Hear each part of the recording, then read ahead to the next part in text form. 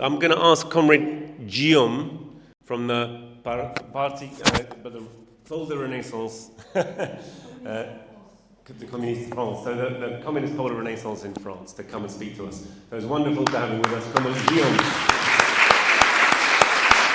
And afterwards, we're going to hear Comrade Bolivar. Comrade, let me pop that on you. Is that okay? Okay. And then you have to speak directly into the mic. Is that okay? Hi, comrade. Hola, camaradas. Привет, товарищи. First of all, thank you for the invitation. It's an honor for the PRCF to be here.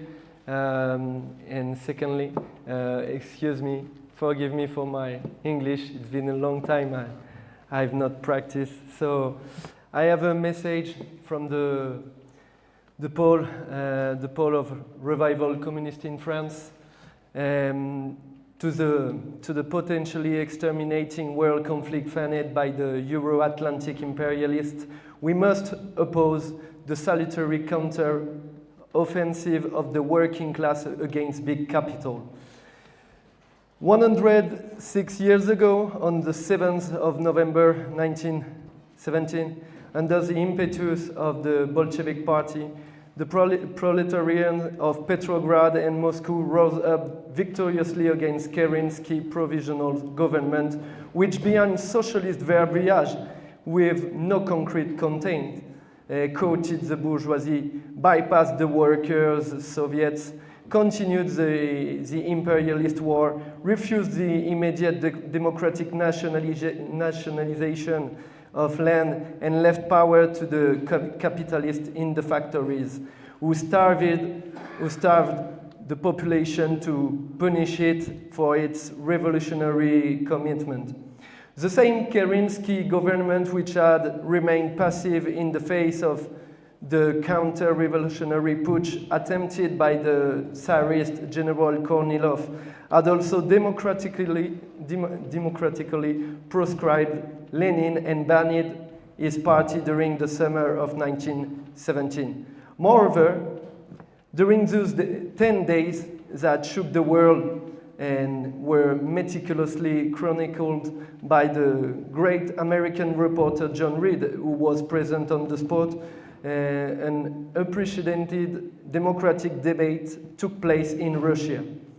The outcome was the solution put forward by the Bolshevik vanguard: immediate peace with no annexation or takeovers, land for the peasants, workers' control of factories, the right to complete self-determination for the nations formerly oppressed by the Tsar, and a resolute move toward the dictatorship of the proletariat and its allies.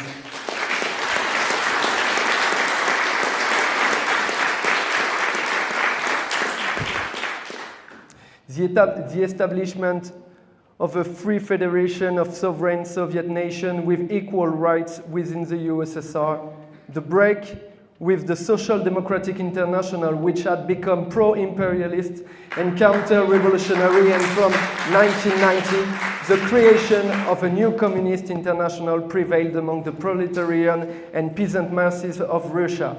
Without the profound agreement of the popular masses with the Bolshevik program put forward by heroic proletarians and vanguard intellectuals, the new Red Army of workers and peasants would never have been able to sweep away the reactionary counterattack of the whites, supported by numerous foreign interventions, including Clemenceau's French government, and the Red Army would never subsequently have been able to crush the invincible Wehrmacht, which had conquered France and the whole of Central and Eastern Europe in the twinkling of an eye. General de Gaulle recognized this when, on a state visit to Moscow in 1944, he loyally declared in front of Stalin, "French people know that Soviet Russia played the main role in their liberation."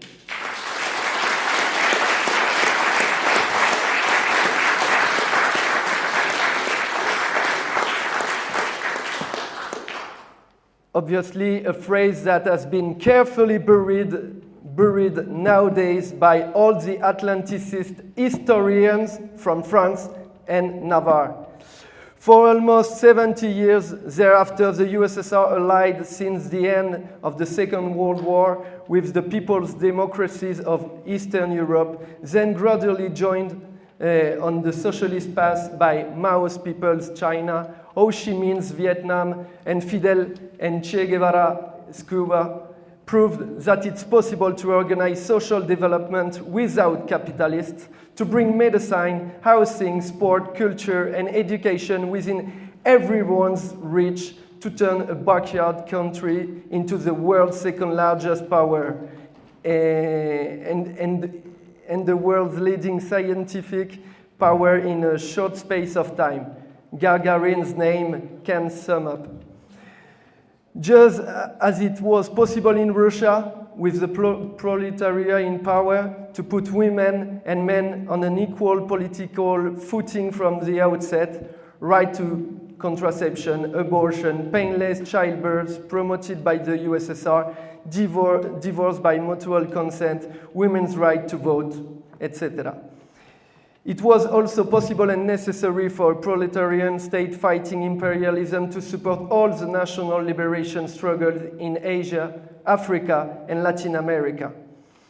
Unfortunately, the world's first historic experiment in the socialist society launched in October 17 and ended up falling victim to the blows of imperialism, in particular the huge anti-Sovietic crusade for war and nuclear weapons led by Reagan, Thatcher, Mitterrand, and Kohl from the 1980 to 1984. The 1984 Euromissile crisis, humanity came close to the abyss, as it was in 1962 during the East-West standoff over Cuba and Berlin, but also the internal betrayal by the neo-Munichois who took over the leadership of the CPSU following the deaths of Brezhnev, Andropov, and Konstantin Chernenko. Without going back to the general condition which led to the devastating triumph of this liquidating clique, which was cherished by the West and despised by the Russian of today, the historic role of Gorbachevism, that quintessence of revisionism and opportunism, which had already been summed up in the West by Euro-communism, more and more European Union and less communism. It was created to confuse the Soviets with a new political thought, which was anti-Leninist and which claimed to prefer the universal values of humanity instead of the class interests of the proletariat. It was created to confuse the Soviets with an anti-Leninist new political thought which claimed to prefer the universal values of humanity instead of the class interests of the proletariat. A way to be politically correct to the Western imperialism, denying the leading role of the proletariat in the struggle for peace. Actually, a way sacrificing the socialist camp to the impossible Soviet-American convergence, abandoning to their fate the anti-imperialist struggles, Central America, Africa, Palestine, etc. And finally, a way leaving Russia, including capitalist and post-Soviet Russia, more encircled and besieged than ever by US imperialism, which had obviously not changed its nature. As we can see today, all those who renounced the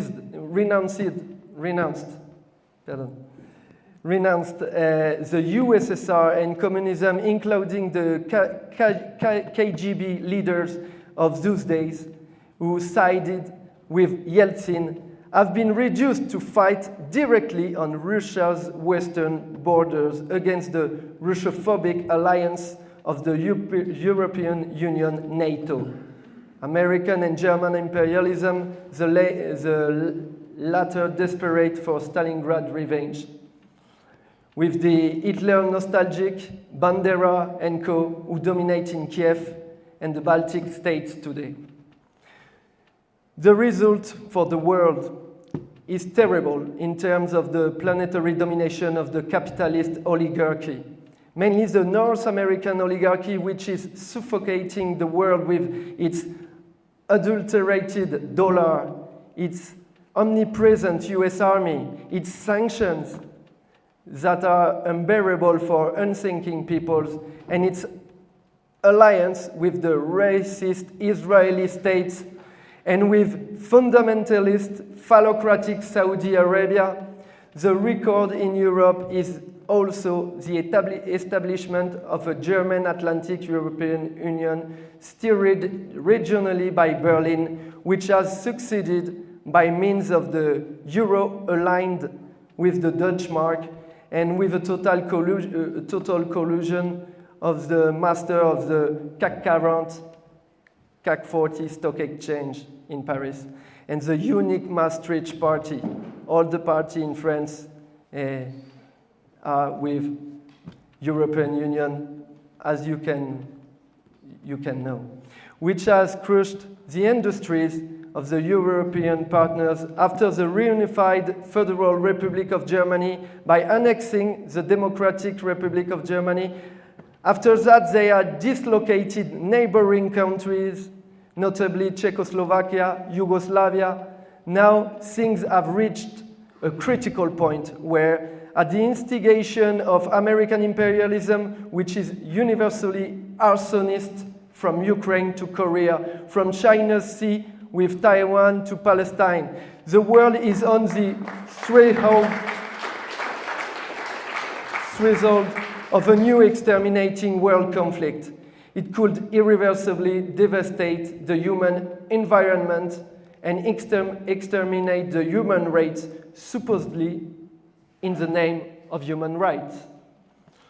All this is taking place against a backdrop of fascisation in Europe.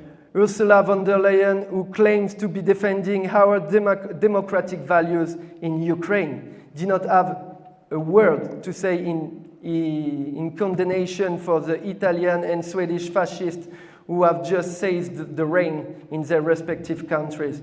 And she has no fear, no shame about arming the pro-Nazi regime of Kiev without limit, as we can see with the neo-Nazis of Haidar and Svoboda, also known as the Ukrainian National Socialist Party. A shame. In that way, the European Union Parliament voted on the 19th of September 2019 a resolution which odiously equated the Third Reich with the country of Stalingrad. It clearly called not to fight the racist far-right parties, but all those in Europe who continue to display the workers' and peasant emblem of true communism, unlike others who cowardly abandon this compromising symbol in time.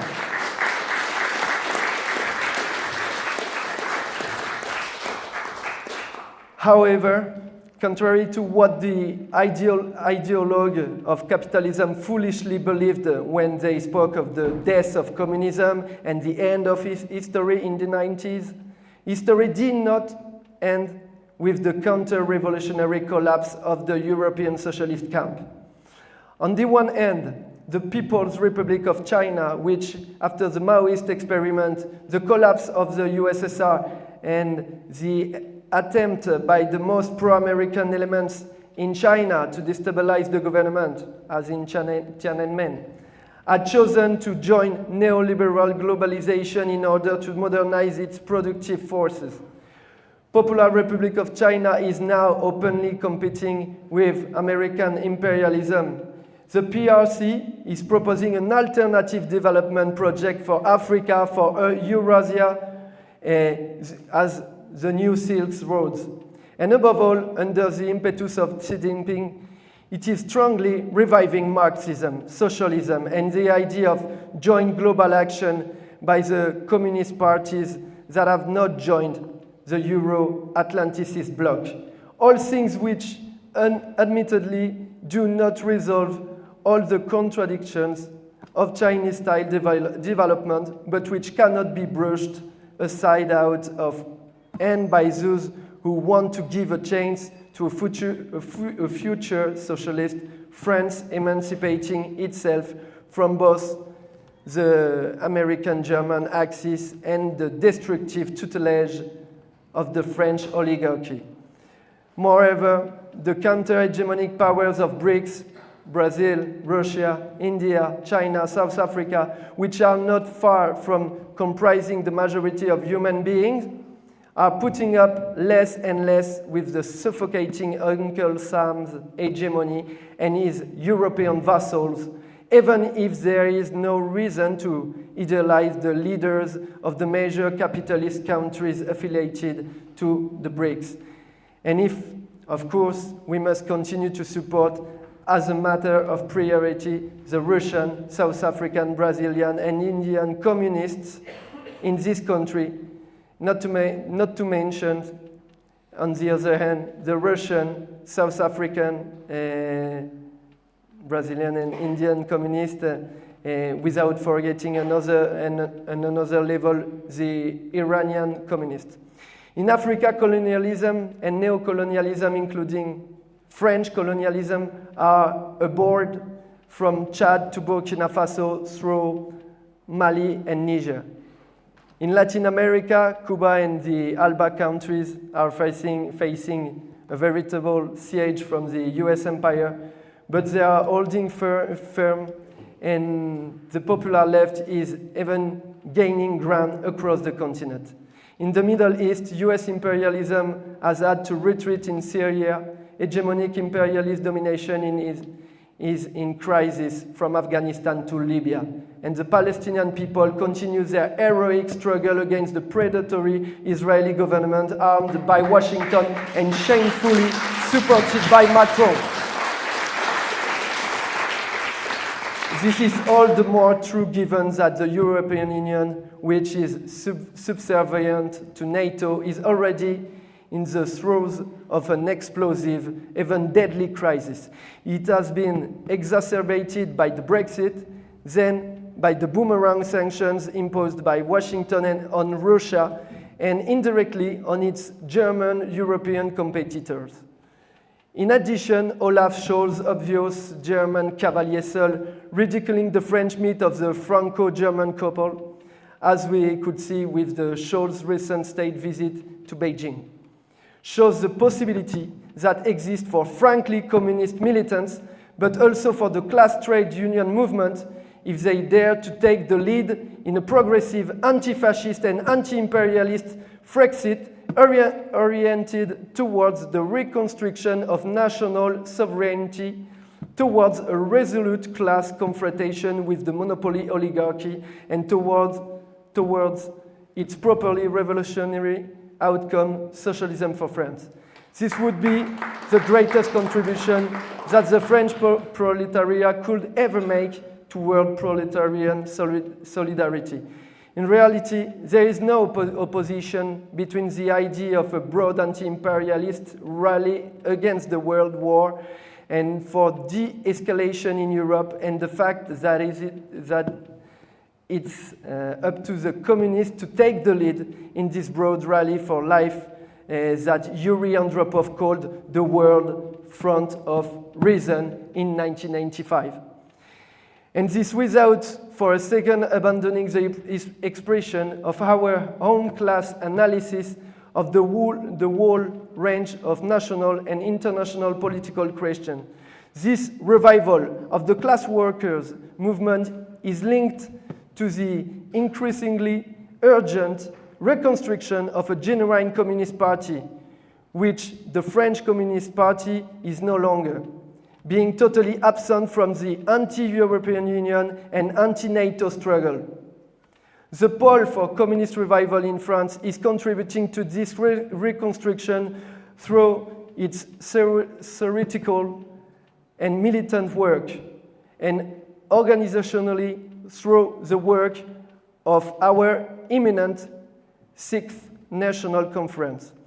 A final word to our Russian comrades who from Donetsk, under the bombs to Red Square in Moscow, are preparing to celebrate Red October by defending their country and the Donbas mining region in the front ranks against the European Union, NATO allied with the Nazi, and by upholding the Leninist heritage castigated by Putin. But it is our duty and our common future to revive the fraternal links between the country of Robespierre and Lenin, between the heirs of the French Revolution and La Commune de Paris, and those of Stalingrad, and the great October Socialist Revolution. On this 106th anniversary, which is unfortunately being held under an inky sky, but where the embers of the class struggle are glowing beneath the temporary ashes of the counter-revolution, honor and courage to the heirs of the greatest revolution in history, the October Revolution. Slava Lenina, Tovarichi.